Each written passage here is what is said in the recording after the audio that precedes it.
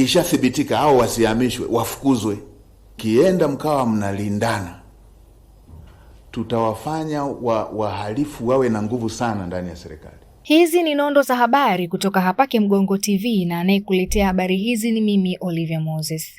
Waziri Mkuu wa Jamhuri ya Muungano wa Tanzania Dr. Mwigulu Nchemba ameagiza watumishi wote wanaobainika kuhusika na vitendo vya ubadhirifu wa fedha za umma wafukuzwe kazi ili iwe funzo kwa wengine baada ya taratibu za kisheria kukamilika, akisisitiza kwamba suala la kuwawajibisha watumishi kwa ubadhirifu wa fedha za umma si la kisiasa, kwani huo ni uhalifu kama uhalifu mwingine.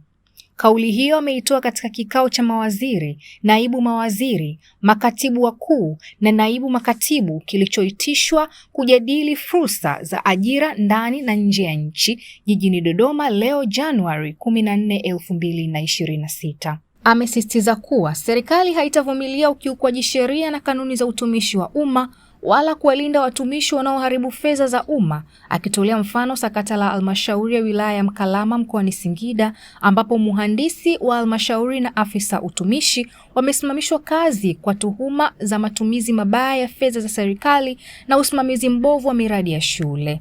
Kutokana na hilo, Waziri Mkuu ameagiza taasisi ya kuzuia na kupambana na rushwa TAKUKURU kufanya uchunguzi wa kina kwenye maeneo mengine yenye kesi kama hiyo, kubaini wahusika na iwapo kuna mtandao wa ubadhirifu, akisisitiza kuwa watakaothibitika wasimamishwe kazi na hatimaye wafukuzwe. Tusioneane aibu mtu anapofanya makosa.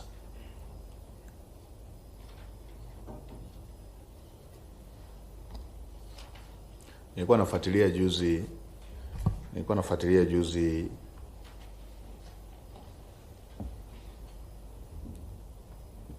juzi ziara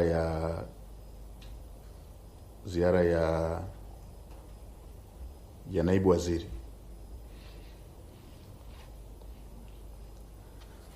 Nikaiona scenario ya Mkalama.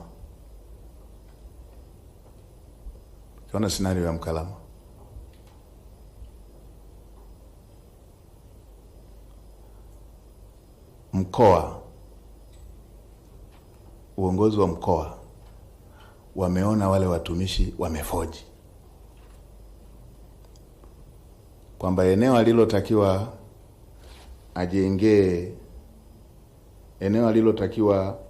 ajengee inchi 6 yeye kaweka 4.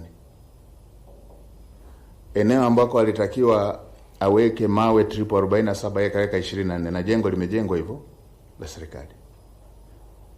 Vyumba 8 alitakiwa aweke, katika vyumba 8 ambavyo vilitakiwa aweke mawe ameweka vyumba 6 tu na akamaliza.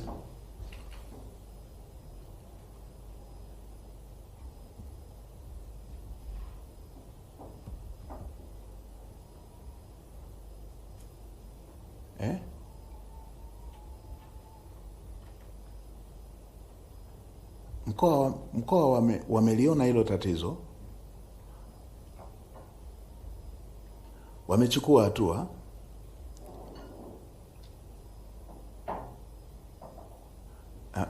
na naibu waziri kafika, amezipata zile taarifa, zinaenda sambamba na mkoa alivyoona,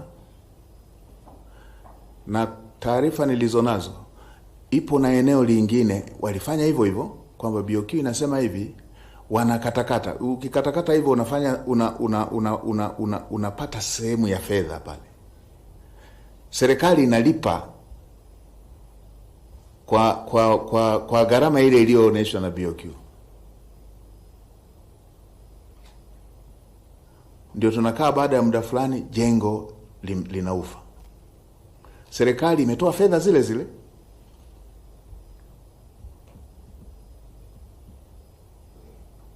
Tulitoa milioni 500 za vituo. Wilaya zingine milioni 500 wamejenga majengo 7. Wanatokea wilaya zingine wamejenga majengo 5 kwa fedha ile ile.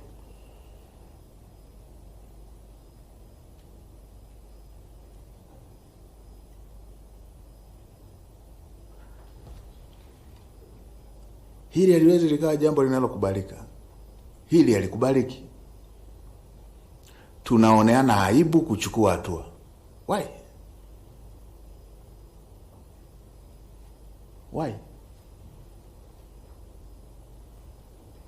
Hapo watumishi wanakuja kwamba kwa kuwa mmetugundua basi ngoja tutabomoa tuweke upya kwa gharama zetu. Yaani kwamba majengo ya serikali sasa hivi yanajengwa na watu binafsi. Utetezi wa kijinga kabisa huo.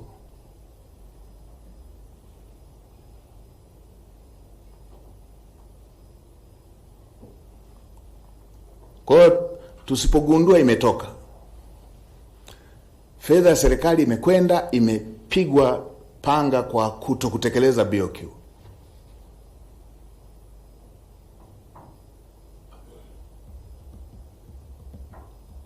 Sasa watendaji wetu kwa mujibu wa sheria, na hatutaki kuvunja sheria, watendaji wetu ninyi ndio maafisa nidhamu za watumishi wa umma. Mkienda mkawa mnalindana, tutawafanya wahalifu wawe na nguvu sana ndani ya serikali.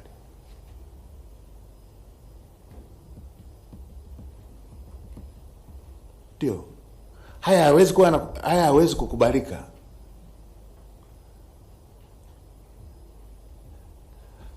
Kwa taarifa zilizo kamili namna hii, hapa hatuonei mtu.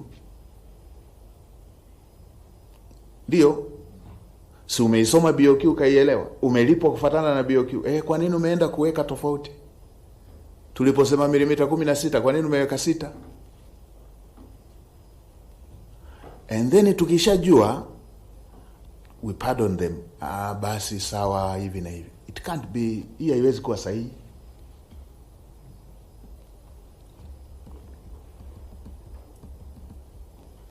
Hiyo haiwezi kuwa sahihi.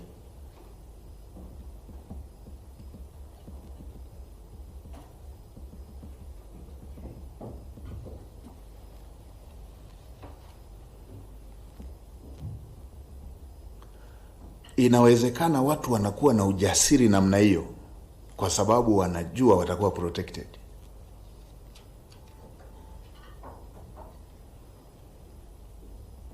Unawezaje kuwa na ujasiri wa kupindisha uamuzi kwa kiwango hicho?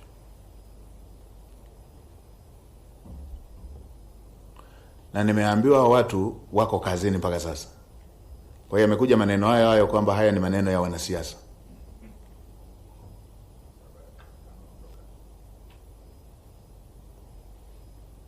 Sasa naelekeza hawa wasimamishwe kazi. Na Mheshimiwa Waziri, muandikie mtendaji mkuu wa TAKUKURU apeleke akachunguze, tujue huu mtandao. Peleka TAKUKURU, hii siishie tu ndani ya wizara. Peleka TAKUKURU wafuatilie maeneo yote ambayo yana dukuduku za matumizi mabaya ya rasilimali za umma. Peleka TAKUKURU.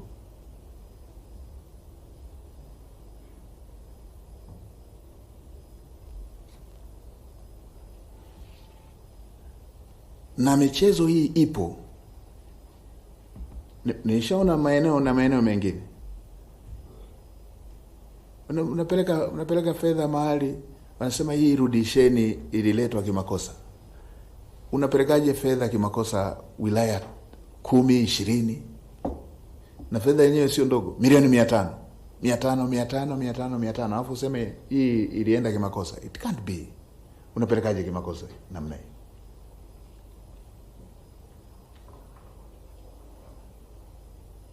Unapelekaje kimakosa namna hii?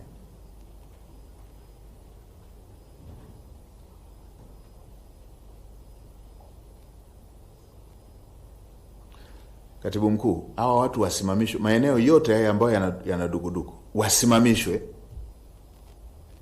Na ikigundulika, ikathibitika kama hivi ushahidi unavyosadiki hivi. Nilisema nilienda na pale wapi hapo Kigamboni. Tume imeshaundwa, ina mtu wa TAKUKURU, ina mtu wa mkaguzi na mdhibiti wa hesabu za serikali, ina mtu wa financial intelligence, ina mtu wa TAMISEMI, ina mtu wa ofisi ya rais, na team technical complete yote imesema hawa wameiba. tunatafutaje dirisha la kuwasaidia wabaki? Hawa si wa kuhamisha. Ikishathibitika hivyo wafukuzwe, watu wajifunze kwamba kugusa mali ya umma. Unajua, mkiwa ofisini hivi na mnapata mshahara, mnaweza mkadhani fedha hizi Watanzania wanazolipa ni ziada. Wanajibana. Mwingine anafanya kabiashara kake, hampi mtoto wake hata kitumbua, abakize nauli, alipe na ushuru. Alafu watu wengine wanaenda wanafanya kwa makusudi hivi, wanakuapua. And then tunaweka huruma kwao. Haiwezi kawa sawa. Popote penye tuma, pelekeni TAKUKURU. Ongeza na vyombo vingine vinavyochunguza. Ikishathibitika hao wasihamishwe, wafukuzwe.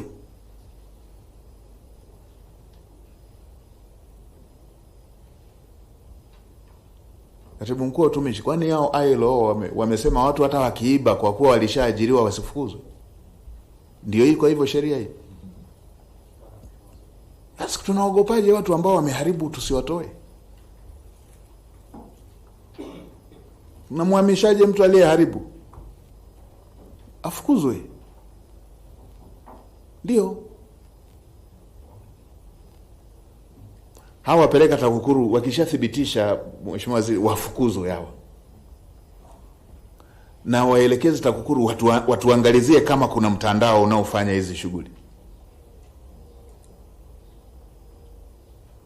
Haya mambo ni serious, sio siasa. Ndio, hii sio siasa, ni serious.